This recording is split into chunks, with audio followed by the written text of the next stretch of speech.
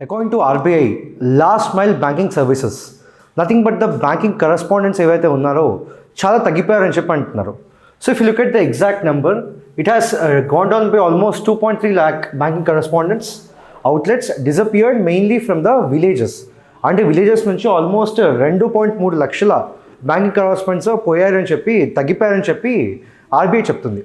ఈ కంటెక్స్ట్లో అసలు banking correspondents అంటే ఏంటి, వాళ్ళు అసలు ఎందుకు బ్యాంకింగ్ కరస్పాండెంట్స్ వచ్చారు, ఇప్పుడు తగ్గిపోవడానికి ప్రజెంట్ రీజన్ ఏంటో ఈ వీడియోలో చూద్దాం. Hello everyone, this is Manoj and welcome to మన law excellence. So first of all, ఈ బ్యాంకింగ్ కరస్పాండెంట్స్ అంటే ఎవరు? They are nothing but the retail agents. వీళ్ళు ఏజెంట్స్ లాగా అనమాట, private agents who are appointed by banks itself. మన బ్యాంకులు ఏవైతే ఉంటాయో ఆ బ్యాంక్సే వీళ్ళని అపాయింట్ చేస్తుంది అనమాట. వాళ్ళు ఏం చేస్తారు, బేసిక్గా మనకి బేసిక్ బ్యాంకింగ్ సర్వీసెస్ ఉంటాయి కదా, లైక్ ఇప్పుడు ఫర్ ఇన్స్టెన్స్ ఇప్పుడు బ్యాంకింగ్ సర్వీస్ మీరు అవైల్ చేసుకోవాలంటే ఏటీఎం దాకానో బ్యాంక్ దాకానో వెళ్ళాలి. కానీ ప్రెసెంట్ ఇప్పుడు రూరల్ ఏరియాస్ ఉంటాయి కొన్ని, అక్కడికి వచ్చేసరికి ఏంటి, మనకి అక్కడ ఏటీఎంస్ కానీ బ్యాంక్స్ కానీ అంత ఈజీగా అవైలబుల్ ఉండకపోవచ్చు. సో అలాంటి ప్లేసెస్లో బేసిక్ బ్యాంకింగ్ సర్వీసెస్ ఏవైతే ఉంటాయో అవన్నీ ప్రొవైడ్ చేయడం కోసం మనకి బ్యాంకింగ్ కరెస్పాండెంట్స్ అనేవాళ్ళు ఉంటారు. నౌ మనకి ఈ లాస్ట్ మైల్ బ్యాంకింగ్ సర్వీస్ అనేది ఎందుకు అంటున్నాము, ఈ ఫైనాన్షియల్ ఇంక్లూజన్ ఏవైతే మనం ఎన్ష్యూర్ చేయాలనుకుంటామో, ఈ financial inclusion of financial services మెయిన్గా విలేజెస్ అండ్ రూరల్ ఏరియాస్లో ఎక్కువ మంది ఉండకపోవచ్చు. అందుకని ఈ రకమైన ఫెసిలిటీస్ మెయిన్గా అవైల్ చేసి వాళ్ళని ఫైనాన్షియల్లీ ఇంక్లూడ్ చేయడం కోసం కాబట్టి మనకి ఈ బ్యాంకింగ్ కరెస్పాండెంట్స్ అనేవి మనం స్టార్ట్ చేయడం జరిగింది. నౌ ద మెయిన్ పర్పస్ ఇవి ఎందుకోసం ఉన్నాయి అని చెప్పంటే, మెయిన్గా అన్బ్యాంక్డ్ అంటే ఎక్కడైతే బ్యాంక్స్ లేవో అన్బ్యాంక్డ్, దాంతోపాటు తక్కువ బ్యాంకింగ్ ఫెసిలిటీస్ ఉన్న ఏరియాస్లో బ్యాంకింగ్ సర్వీసెస్ ఇవ్వడం కోసం మెయిన్గా మనకి ఇవి ఉన్నాయన్నమాట. అయితే ఇది ఫస్ట్ మనకు వచ్చేసరికి మెయిన్గా under the RBI guidelines 2006లో ఫస్ట్ టైం 2006లో ఇంట్రడ్యూస్ చేయడం జరిగింది. సో ఇట్ ఈస్ మెయిన్లీ దీని పర్పస్ ఏంటి, దే ఆర్ బ్యాంక్ కరెస్పాండెంట్స్ అంటే ఏంటంటే they are nothing but the retail agents who are appointed by the banks itself. ఇప్పుడు మెయిన్గా వీళ్ళు ఏం చేస్తారు, మనకి డోర్ స్టెప్ బ్యాంకింగ్ యాక్సెస్ అంటాం. అంటే మెయిన్గా ఆల్మోస్ట్ ఇంటి డోర్ స్టెప్ దాకా ఊళ్ళల్లో వెళ్ళి వాళ్ళకి బ్యాంకింగ్ సర్వీసెస్ ఇవ్వడం కోసం బ్యాంకింగ్ కరెస్పాండెంట్స్ అనే వాళ్ళు మ్యాటర్ అవుతారు. దాంతోపాటు వాళ్ళు ఏం లైక్ సేవింగ్స్ సర్వీసెస్ ఇస్తారు, దాంతోపాటు మినిమం అమౌంట్ డిపాజిటింగ్ సర్వీస్ కూడా ఉంటుంది. అంటే డిపాజిట్ దాంతోపాటు సేవింగ్స్ ఇవన్నీ కూడా చేసుకోవచ్చు. అండ్ మెయిన్గా మనకి చిన్న చిన్న లోన్స్ ఏవైతే తీసుకుంటారో ఆ లోన్స్ లైక్ అవైల్ చేయడము, రికవరీ చేయడము, ఇవన్నీ కూడా వాళ్ళు చేస్తూ ఉంటారు అనమాట. దాంతోపాటు మనకి ఇప్పుడు ఈ మధ్యకాలంలో ఏంటి, మనకి బెనిఫిట్స్ ఆర్ స్కీమ్స్ ఏవైతే ఉంటాయో అవన్నీ కూడా మనము డైరెక్ట్ బెనిఫిట్ ట్రాన్స్ఫర్ అంటే డైరెక్ట్గా వాళ్ళ బ్యాంక్ అకౌంట్లో వెళ్ళేటట్టు మనం ట్రై చేస్తున్నాం. ఈ రకంగా డైరెక్ట్ బెనిఫిట్ ట్రాన్స్ఫర్ అవ్వడం కోసం కూడా మనకి ఈ బ్యాంకింగ్ కరెస్పాండెంట్స్ అనేవాళ్ళు బాగా హెల్ప్ అవుతారు. దాంతోపాటు ఇంకేం చేస్తారు అంటే రెమిటెన్స్ రెమిటెన్సెస్ అంటే ఏంటి, ఫర్ ఎగ్జాంపుల్ ఫారెన్ నుంచి ఎవరైనా మీకు మనీ ఇవ్వాలి ఆర్ వేరే వాళ్ళు ఎక్కడికైనా మనీ పంపించినప్పుడు ఆ రకమైన రెమిటెన్స్ సర్వీస్ కూడా ఈ బ్యాంకింగ్ కరెస్పాండెంట్స్ చేస్తారనమాట. దెన్ మనకి చూసుకుంటే ఈ రకంగా ఫైనాన్షియల్ లిటరసీ ఇవన్నీ కూడా అర్బన్ ఏరియాస్లో అందరికీ చాలా ఎక్కువగా ఉంటాయి. బికాస్ ఆఫ్ ద ఇంటరాక్షన్, అందరితో ఎక్కువ మాట్లాడుతూ ఆర్ అవేర్నెస్ చూసుకుంటూ న్యూస్ చూసుకుంటూ ఫైనాన్షియల్ పరంగా ఆర్ బ్యాంకింగ్ పరంగా అవేర్నెస్ అనేది ఎక్కువ ఉంటుంది. కానీ ఊళ్ళల్లో అండ్ రూరల్ ఏరియాస్లో ఏంటంటే జనాలకి ఎక్కువగా లిటరసీ అనేది ఉండదు. అందుకోసం ఈ financial literacy and awareness part కూడా వాళ్ళు చూసుకుంటారు. అండ్ ఇదంతా వల్ల ఏంటి, మెయిన్గా it will also support the self help గ్రూప్స్ని కూడా మనం సపోర్ట్ చేస్తుంది దీంతో. నౌ ఇవి ఏ రకంగా ఆపరేట్ చేస్తాయి, ఫస్ట్ మీరు గుర్తుపెట్టుకోవాల్సింది, they will work out side the banking premises. అంటే ఫర్ ఎగ్జాంపుల్ ఒక ఏరియాలో బ్యాంకింగ్ ఉంటే ఆ ఏరియాలో ఇది వర్క్ చేయరు. ఏదైతే ఆ ఏరియా బయట ఏరియాస్ ఉంటాయో ఆ చుట్టుపక్కల అక్కడ ఈ బ్యాంకింగ్ కరెస్పాండెంట్స్ అనేవాళ్ళు వర్క్ చేస్తారనమాట. కానీ ఇవి మెయిన్గా ఒక బేస్ బ్రాంచ్ అనేది ఉంటుంది. అంటే ఒక ఏరియా బేస్ బ్రాంచ్గా తీసుకొని ఆ బేస్ బ్రాంచ్గా ఈ బ్యాంకింగ్ కరెస్పాండెంట్స్ అందరూ మనకి ఆపరేట్ అవుతూ ఉంటారు. అండ్ ఈ క్యాష్ ట్రాన్సాక్షన్స్ ఏవైతే ఉంటాయో అవన్నీ కూడా విత్ ఇన్ లిమిట్స్, అంటే మరీ ఎక్కువగా కాకుండా లిమిట్లో మాత్రమే చేయగలము. నౌ మీరు గుర్తుపెట్టుకోవాల్సింది, ఎవ్రీ బ్యాంకింగ్ కరెస్పాండెంట్ అయితే ఫర్ ఎగ్జాంపుల్ మనం ఏం చెప్పాము, they are nothing but agents అని చెప్పాము. So any agent or any banking correspondent can actually represent only one bank. అంటే 2-3 బ్యాంకులకి నేను బ్యాంకింగ్ కరెస్పాండెంట్ చెప్పుకోవడానికి కానీ చేయడానికి కానీ లేదు. They can only represent one bank. And sub agents also allowed under the banks. దాంతోపాటు sub agents allowed. And contract పరంగా చూసుకుంటే కాంట్రాక్ట్ లీగలీ వెట్టెడ్, అంటే వాళ్ళకంటూ కాంట్రాక్ట్స్ కొని ఉంటే ఆ ఇయర్స్ వరకు దాంతో అసోసియేటెడ్గా ఉంటారు. ఎందుకు ఇవన్నీ?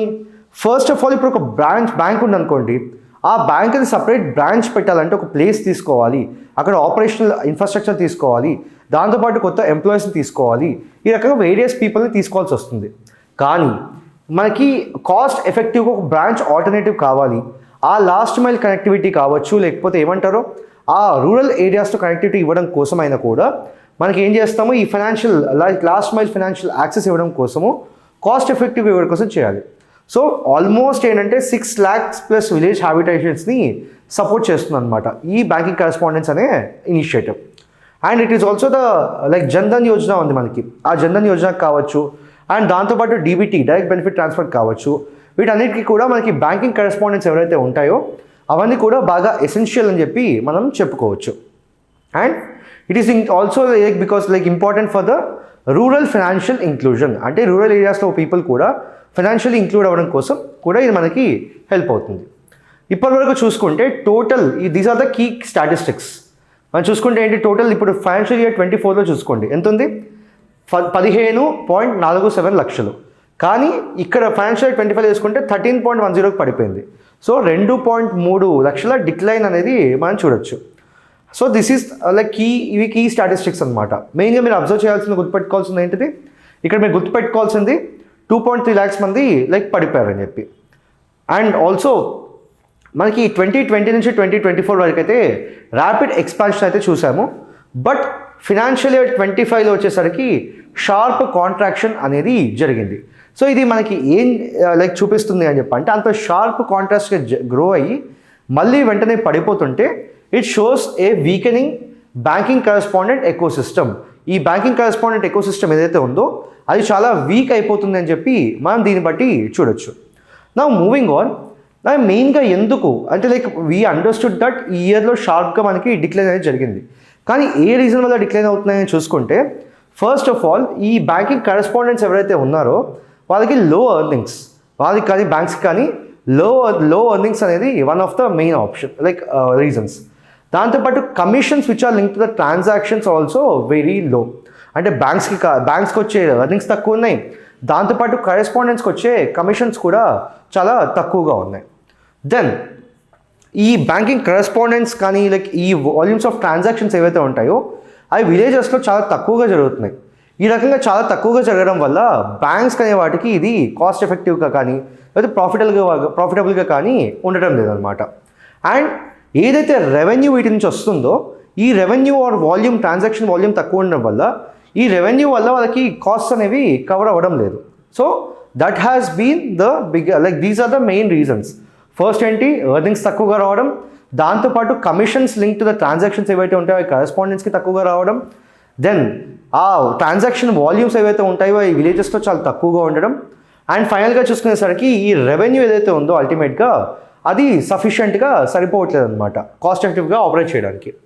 అండ్ ఈ రైజింగ్ కాస్ట్ కూడా ఏ రకంగా అవుతుంది, ఫస్ట్ ఆఫ్ ఆల్ చూసుకుంటే ఈ మధ్య అంతా కూడా మనకి బయోమెట్రిక్ వచ్చేసింది. అంటే ఫింగర్ ప్రింట్ ఇవన్నీ ఎక్విప్మెంట్ అనేది చాలా కాస్ట్లీ అయిపోయింది. దాంతోపాటు మనకి కనెక్టివిటీ అండ్ టెక్నాలజీ కన్సర్న్స్, అంటే కాస్ట్ ఎందుకు పెరుగుతుంది, ఇప్పుడు కనెక్టివిటీ అనేది మనకు చాలా ఇంపార్టెంట్, దాంతోపాటు టెక్నాలజీ అక్కడికి తీసుకెళ్ళడం కూడా చాలా ఇంపార్టెంట్. ఈ రకంగా ఇదంతా చేయడం వల్ల మనకి ఈ కాస్ట్ అనేవి పెరిగిపోతున్నాయి. దాంతోపాటు సైబర్ సెక్యూరిటీ కంప్లైన్స్ మీరు చూసుకున్నట్టయితే ఈ మధ్యకాలంలో సైబర్ సెక్యూరిటీ కన్సర్న్స్ అనేవి చాలా పెరిగిపోయాయి, సైబర్ స్కామ్స్ అనేవి పెరిగిపోయాయి. ఈ రకంగా పెరిగిపోవడం వల్ల అవన్నిటిని ఆ సెక్యూరిటీ కంప్లైంట్స్ పెట్టడం కోసం కూడా కాస్ట్ అనేది చాలా పెరిగిపోతుంది అనమాట. అండ్ దాంతోపాటు ఏమవుతుంది, క్యాష్ హ్యాండ్లింగ్ అరేంజ్మెంట్స్, ఇప్పుడు అంత క్యాష్ హ్యాండిల్ చేయాలి అని చెప్పంటే దాని తగ్గట్టుగా స్పెషల్ అరేంజ్మెంట్స్ అనేవి చేసుకోవాలి టు ఎన్ష్యూర్ ద సెక్యూరిటీ, ఆ క్యాష్ సేఫ్గా వెళ్తుందని చూసుకోవడానికి. అది కూడా ఒక ఇష్యూ అయిపోయింది. దెన్ ఈ రకంగా మళ్ళీ రెంట్, ఎలక్ట్రిసిటీ, దానికి అక్కడికి ట్రావెల్, ఇవన్నీ కూడా మనకి కాస్ట్ ఎక్కువ పెరగడానికి one of the main reasons అయిపోయింది అనమాట. దెన్ ఈ మార్జిన్స్ ఏవైతే వస్తున్నాయో అల్టిమేట్గా బ్యాంక్, ఇప్పుడు బ్యాంక్ ఏ రకంగా రన్ అవుతుంది, first of all bank will take deposits, right, bank deposits చేసుకుంటుంది, దాంతోపాటు లోన్స్ ఇస్తుంది. ఈ డిపాజిట్ చేసినప్పుడు డిపాజిట్కి ఒక ఇంట్రెస్ట్ వస్తుంది, అండ్ లోన్స్ ఇచ్చినప్పుడు లోన్స్కి వాళ్ళకి ఇంట్రెస్ట్ పే చేయబడుతుంది. కానీ లోన్స్కి కస్టమర్స్ పే చేసే ఇంట్రెస్ట్ ఏదైతే ఉందో that will be more than the interest which is given by the deposits. So ఈ రెండింటి డిఫరెన్స్ ఏదైతే ఉంటుందో కదా, the difference between these both will be the margin for the banks. So ఈ రకంగా డిఫరెన్స్ ఏదైతే ఉందో ఆ మార్జిన్ అనేది సఫిషియెంట్గా లేదనమాట. ఈ రకంగా సఫిషియెంట్ అవ్వకపోవడం వల్ల ఈ మోడల్ అనేది చాలా అన్వయబుల్గా అవుతుంది. And policy and institutional gaps తీసుకుంటే ఫస్ట్ ఆఫ్ ఆల్ రెమ్యునరేషన్ తక్కువగా ఉండడం, అండ్ రిస్క్ అనేది ఎక్కువగా ఉండడం, అండ్ టెక్నాలజీ పరంగా టెక్ ఇన్స్టెబిలిటీ అనేది ఉండడం, అండ్ ఇన్స్టిట్యూషనల్ పరంగా సపోర్ట్ ఏదైతే ఉందో ఈ సపోర్ట్ అనేది చాలా తక్కువగా ఉండడం, ఇదంతా కూడా some of the other key issues of the gaps with respect to the policy and institutions.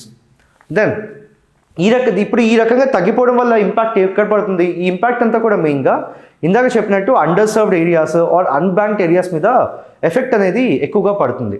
So cash withdrawals and డిపాజిట్స్కి యాక్సెస్ అనేది తగ్గిపోవడము, అండ్ ఇప్పుడు ఊళ్ళో వాళ్ళకి పెన్షన్స్ అవన్నీ కూడా ఏమైతే ఉంటాయో అవన్నీ కూడా డీబీటీ పేమెంట్స్ తగ్గిపోవడం, ఇవన్నీ రెడ్యూస్డ్ యాక్సెస్ అంటే వచ్చే వాటికంటే తగ్గిపోవడము, and account services and grievance redressal, వాళ్ళకు ఉండే డౌట్స్ కావచ్చు, గ్రీవెన్సెస్ కావచ్చు, ప్రాబ్లమ్స్ కావచ్చు, సాల్వ్ చేయడానికి కావాల్సిన సపోర్ట్ అనేది లేకపోవడం, అది తగ్గిపోవడం అనేది జరుగుతుంది అనమాట.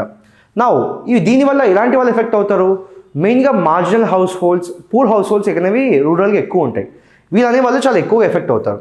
దాంతోపాటు ఈ పెన్షన్, డైరెక్ట్ బెనిఫిట్స్ ఇవన్నీ కూడా మనం మ్యాక్సిమం కూడా సీనియర్ సిటిజన్స్ అంటే ఏజ్ పీపుల్ ఉంటారు కదా, ఈ సీనియర్ సిటిజన్స్ అనే వాళ్ళకి ఎక్కువగా ఉంటుంది.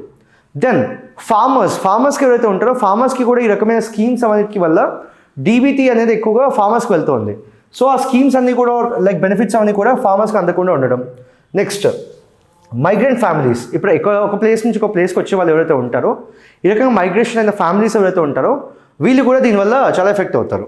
సో మనం ఏదైతే ఫైనాన్షియల్ ఇంక్లూజన్ అనుకుంటున్నామో దిస్ ఫైనాన్షియల్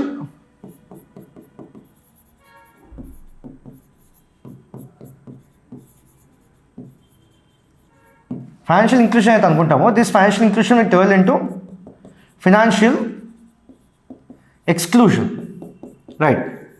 ఈ ఫైనాన్షియల్ ఇంక్లూషన్ ఏదైతే అనుకుంటామో this financial inclusion will turn into financial exclusion because of the reduction of this banking correspondence. And ఈ డీబీటీ డెలివరీ ఏదైతే ఉందో అది మెయిన్గా మనకి డైరెక్ట్ బెనిఫిట్ ట్రాన్స్ఫర్ అంటాం కదా, డైరెక్ట్ బ్యాంక్ అకౌంట్లోకి వెళ్ళేవి, ఇవన్నీ కూడా మనకి మొత్తము heavily relying on the banking correspondence. ఈ బ్యాంకింగ్ కరెస్పాండెన్స్ తగ్గినప్పుడు వెల్ఫేర్ డెలివరీ అనేది తగ్గుతుంది, అండ్ పేమెంట్స్ ఏవైతే అవ్వాలో అవన్నీ కూడా డిలే అవుతాయి, అండ్ ఈ రూరల్ పరంగా జనాలకు కష్టాలు అనేవి ఎక్కువైపోతాయి with respect to the all these benefits కావచ్చు, పెన్షన్స్ కావచ్చు, డీబీటీ కావచ్చు, ఈ అన్ని రకాలుగా కూడా మనకి బెనిఫిట్స్ అనేవి తగ్గిపోతాయి అన్నమాట. సో ఆర్బీఐ మెయిన్గా ఏం చేస్తుంది? ఆర్బీఐ ఈజ్ మెయిన్లీ రివ్యూయింగ్ ఈ బిజినెస్ కరెస్పాండెంట్ మోడల్ అయితే ఉందో దాన్ని ఇంకా వైబుల్ ఎలా చేయొచ్చు అని చెప్పి ఆర్బీఐ రివ్యూ చేస్తుంది. దాంతోపాటు కిసాన్ క్రెడిట్ కార్డ్ స్కీమ్ని కూడా ఆర్బీఐ మనకి రివ్యూ చేస్తుంది. ఆబ్జెక్టివ్ మెయిన్గా ఏంటి? ఇక్కడ అన్నీ చేయడానికి కూడా main objective financial inclusion is the primary objective.